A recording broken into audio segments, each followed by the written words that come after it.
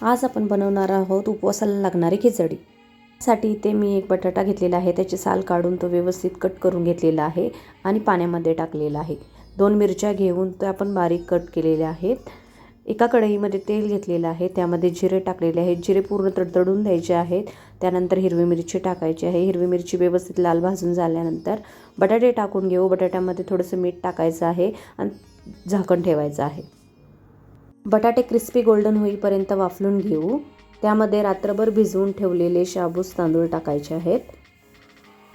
शाबूत तांदूळ टाकल्यानंतर त्यामध्ये आपण टाकणार आहोत 2 चमचे कूट शेंगदाण्याचा बारीक केलेला, चवीपुरतं मीठ आणि पुन्हा व्यवस्थित ते हलवायचं आहे।